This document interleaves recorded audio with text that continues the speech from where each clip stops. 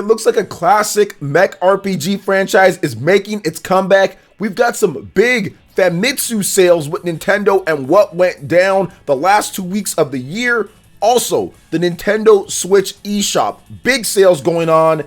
And also, what about that Nintendo Switch Pro? Is that still a thing? Well, one analyst doesn't think so. So we'll go ahead and get into that as well. Plus, Dying Light 2, 500 hours. Is this even possible? We've got a ton of Nintendo Switch RPG news to go over. But before we get into any of that, please make sure you hit that like button, subscribe if you're someone new, and click that notification bell to get my videos first. Now, apparently, Armored Core 6 was leaked via consumer survey. There were some screenshots taken by Reset Era user Red L, and it described a bunch of different things. It talked about who's producing it. There was screenshots. There was even videos of this. There's a whole about page on there as well, which I'll have posted for you guys. Talk about how it's a third-person shooter and it's a mecha action title where you move around and scale different maps and unique sci-fi worlds and dynamic mech action. If this was fake, man, they did a really good job of doing all the things that you would see from an official release when it comes to screenshots, when it comes to videos, when it comes to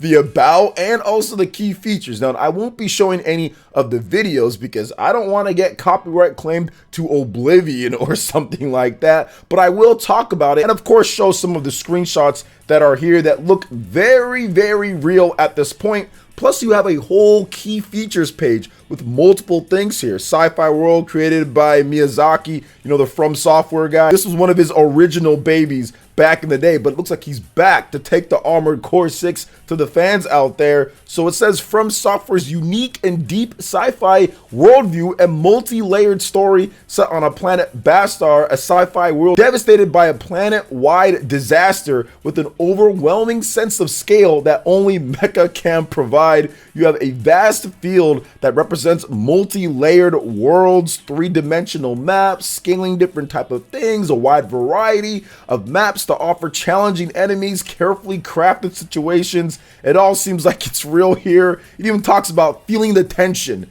in long and short range battles. Boasting the game offers not only long range combat with guns, but also short range combat elements such as blade and shield that add a sense of urgency to the gameplay. Decide between defensive tactics during tense and challenging battles against powerful enemies.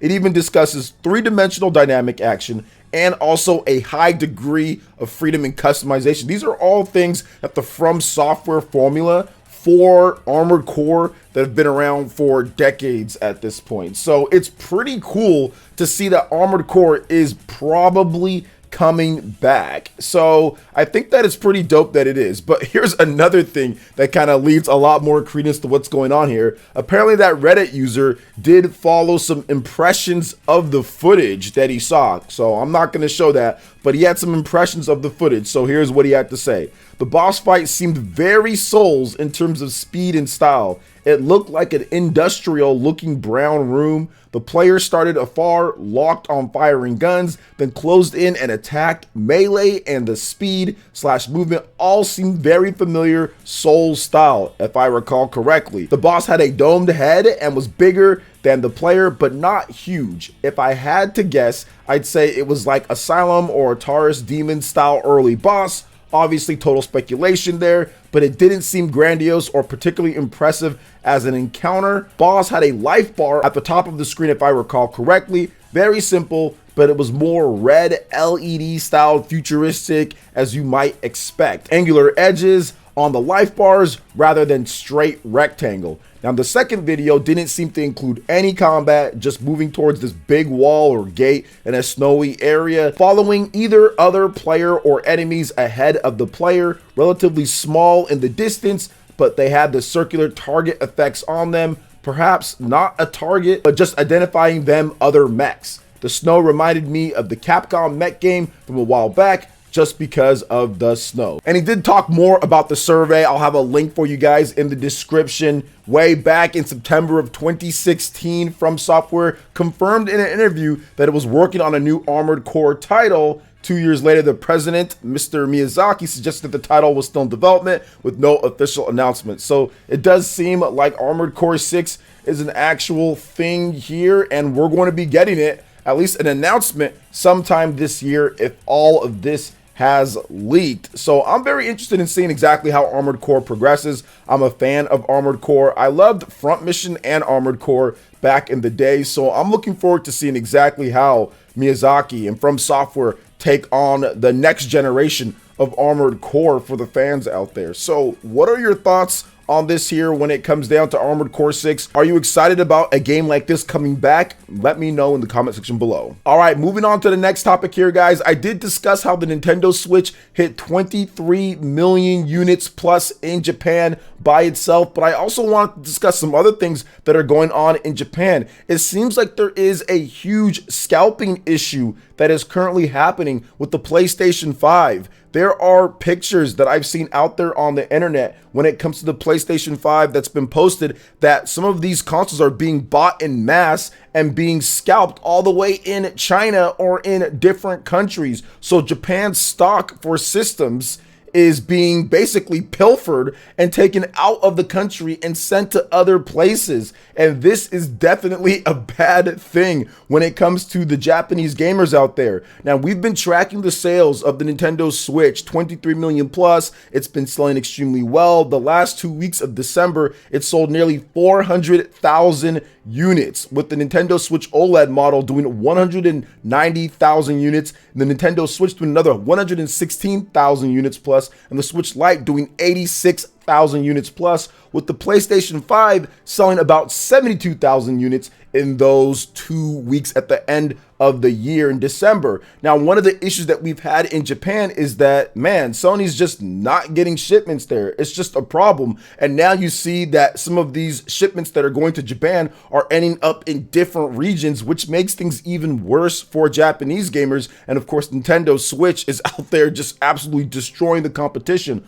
Once again, top 10 was all Nintendo titles across the board, and I'm wondering if the situation is even going to get better at any point, because even with the Nintendo Switch, there are issues with getting Nintendo Switch OLEDs there. People have had issues with that. There's not enough Nintendo Switch OLEDs to even meet the demand. Nintendo has came out and stated they have to lower their forecast from 25 million to 24.4 million, and they might have another year of a lower forecast because of the Nintendo Switch chip shortage or semiconductor issues. But now we have these scalping issues as well. Now we know that scalping's big here in the US, and that's a problem and everything, but now we're seeing it in Japan to mass degrees if these pictures and everything are to be believed. But something is happening, because there's a lot of Japanese gamers out there that want a PlayStation 5. Yes, maybe Sony is not as popular as it once was before, but you can't compound that with issues of scalping and it being in a mass type of way. So hopefully this can get situated, because this is not a good situation right now for Sony in Japan. I know that they're more worried about the Western market, but this could have a trickle effect onto other types of games when it comes to Japanese developers who kind of look at Japan first and want to make sure that they sell their game. Are they still going to be supporting the PlayStation 4 all the way into like 2023, 2024? It does seem like it, based on these scalping issues and based on the fact that Sony's just not as popular anymore in Japan as they once used to be. So definitely problems there. But when it comes to Nintendo Switch, obviously they keep rolling. Their big first-party games and their big third-party games, exclusives, keep rolling as well. And it's one of those things that hopefully we can get all of these situations settled by sometime this year. I'm probably thinking no, but hopefully there's something, because this is ridiculous to have Japanese systems being shipped off to somewhere else, bought in mass and being shipped off to other places, and the Japanese gamers there can't buy a PlayStation 5. I mean, that's just absolutely insane. But what are your thoughts on this, guys, when it comes to Nintendo Switch sales and also when it comes to the PlayStation 5 situation in Japan? Let me know your thoughts in the comment section below. All right, and moving on to the next topic here. There is a massive Nintendo Switch eShop sale going on right now. They've got deals on games like Grandia HD Collection, GTA The Trilogy, Nickelodeon All-Star Brawl, Red Faction Guerrilla, Star Wars, The Witcher 3, and so much more. There's the Crisis games, the Crisis Trilogy. There's all sorts of stuff. Darksiders games. I mean, pretty much most of the big third-party games, or a lot of the big third-party games, Devil May Cry, games like that, they're all on sale. They're all on sale. Dragon Ball Kakarot, Dragon Ball Fighters, Doom Eternal, all sorts of stuff. But there is a game that's super cheap and actually really fun and overlooked. People do not realize how good this game is. There's actually two games I wanted to talk about. The first game was God Eater 3. I played the demo for that game and I bought a physical copy not too long ago. That is a fantastic game on the Nintendo Switch. Think Monster Hunter, but even like crazier anime style, Bandai Namco. So God Eater 3 is a title that's 60 bucks usually on the eShop, but now it's only $9.59. So really good on that front. But I also wanted to talk about another game here, and that is Red Faction Guerrilla. This is actually one of my favorite third-person shooters on the system, because this game on the Switch is only $2.99. You can get a digital copy of Red Faction Guerrilla Remastered. I hate that name, but whatever, it's there. But yeah, man, like this game, it's really cool because it's a fully destructible environment, open world, third-person shooter with some very light RPG elements, upgrading your character and equipment and everything. And I actually had a lot of fun playing this game back on the PlayStation 3 when it originally released, and then also on the Nintendo Switch. And the game runs extremely smooth. There's a performance mode to where you can get the full 60 frames per second. So it's very good on that front. Or I think there's also like a graphics mode too if you want the better graphics. So to me, this is a hands down winner out of all the different games on the eShop. I wanted to focus on Red Faction Guerrilla Remastered Edition because I enjoyed my playtime on the Nintendo Switch. I think I also did a video on it as well on the channel, and I enjoyed it back when I played it on the PS3. So if you're looking for an open world destruction type of game with a decent, not amazing, but okay kind of redemption story and beating out the people that are enslaving them there, like if you want that, then please make sure you check out Red Faction Guerrilla Remastered Edition. I think it's a solid game, very, very solid game, and I'm surprised it's so cheap on here, but hey, go out there and get it if you can. And of course, check out all the different sales that are going on. There are like hundreds of games, it seems like, on sale here. So what are your thoughts on the sales here for the eShop? Let me know in the comment section below. All right, now I want to get into this thing that an analyst had to say about the next Nintendo Switch, or the Nintendo Switch Pro. There was such a flurry of rumors and discussion on the Nintendo Switch Pro, or next Nintendo Switch, back in 2021. And of course, I covered a lot of the rumors and discussed it. But there was one video that I remember making last year where I said, prepare for disappointment. Yo, the MVG, the classic line. Do not be hyping yourself up for some type of stronger Nintendo Switch Pro, then it doesn't end up coming. It could be a very small upgrade. It can be something that's just like a little fine tuning. We just don't know at this point. So stop hyping yourself up as if it's going to happen based off of the rumors. And yeah, that was pretty much it with the Nintendo Switch OLED, which it's kind of like a Pro, but not really Pro enough. I mean, because they didn't improve the graphics capabilities or anything. They did improve the build quality. They improved the screen. They improved lots of stuff so it could appear sharper and better because it's an OLED screen, which is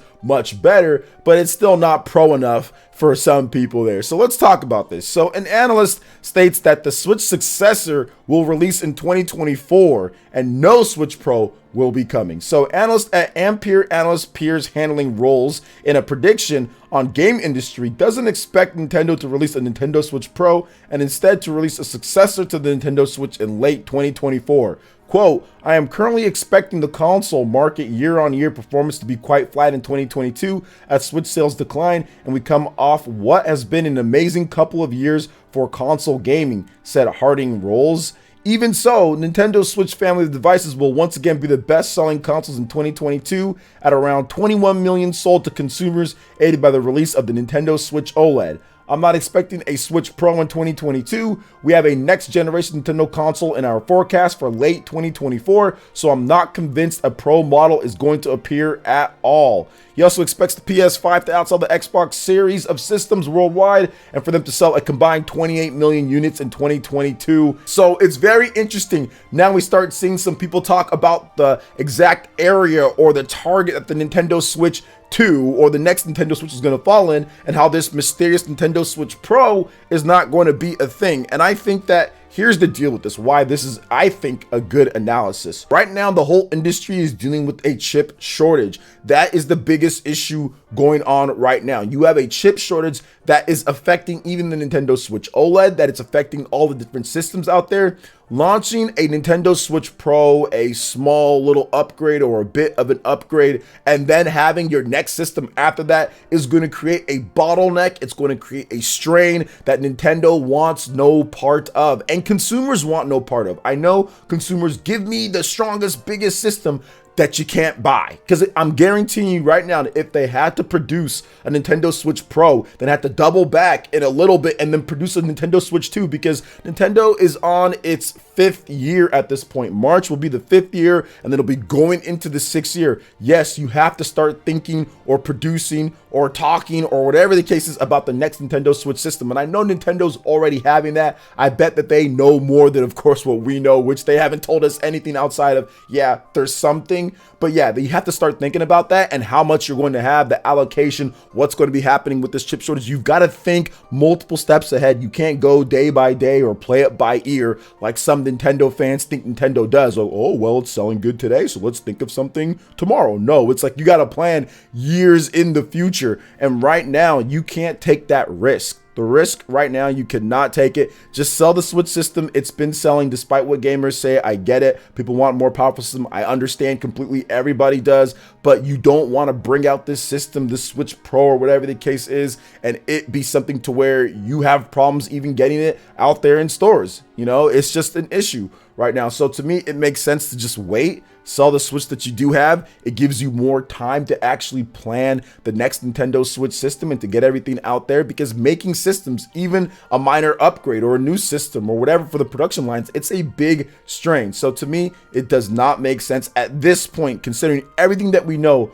for Nintendo Switch Pro to release this year or even next year. Just wait. Get your Nintendo Switch 2, make it much better in performance, add all the different features. Just do that instead of worrying about a Nintendo Switch Pro, because no matter what anybody says, it's not easy. Even to do a revision of a system, it takes resources, it takes time, it takes R&D, it takes money, it takes a lot of stuff here. So I have to agree with what this analyst had to say here, and it's something that I've been kind of talking about quite a bit. 2023, maybe they talk about it or they announce it, and then 2024, the next Nintendo Switch next generation system comes out. So what do you guys think so far? What do you guys feel about this? You feel that there will be a Switch Pro? You feel that there isn't going to be one? 2024, we see the next Nintendo Switch system, next gen, or 2023? How do you feel about this? Let me know in the comment section below. All right, and moving on to the final topic here, something that kind of caught on a little bit online with the new RPG, Dying Light 2.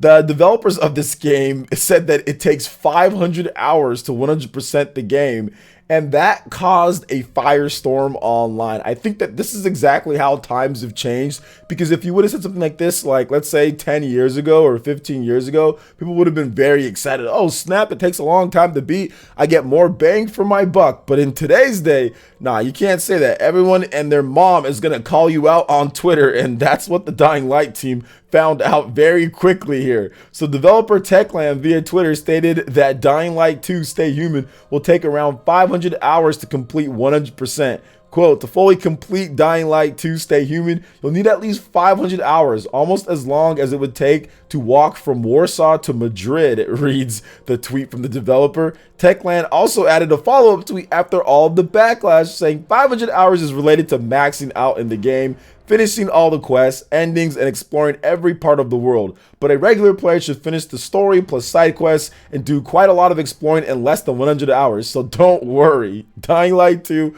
Stay Human will launch for the Xbox series of systems, PlayStation 4, PlayStation 5, Xbox One, and PC on February 4th, 2022. And I think that there's also a streaming edition that's going to be available for the Nintendo Switch, so cloud edition for the game as well at some point if it's not there at launch. So it's just funny to see the backlash and everything, because I remember when developers said, oh, this game is going to take hundreds of hours to beat, people were happy about that. But in today's day, people are going to call you out, people are going to say, no, that's not true, people are going to say, well, I only have 2 hours to play games every single week or every single month, so I'm not going to buy this game because of blah, blah, blah, this and that. So I just found it funny. This to me seemed like one of those old school buzzwords that you use. Yeah, like if there's a lot of stuff like Skyrim, that can take you 500 hours if you do every single thing and max out every single skill and do every single different thing. So I didn't really think too much of it because like I know that if you wanted to just play the game all the way through, you can just play it through and it'd be far less than that. And I've seen the type of game that Dying Light is. It's one of those huge open world games with a bunch of different skills and stuff that you don't necessarily need to do, but if you want to do it, you can. So to me, I didn't really get tilted or salty or anything, but apparently people were really angry about this and calling them out left and right. So that's why they did the whole update thing, but I knew what they were talking about from the beginning. So it is what it is there. But what do you guys think about Dying Light 2? What do you think about all the different topics that we discussed? Let me know in the comment section below. All right, guys, that wraps it up for this video here. Thank you so much for watching. I do appreciate it. Please make sure you hit that like button, subscribe if you're someone new, click that notification bell, and we will see you for the next video. Peace.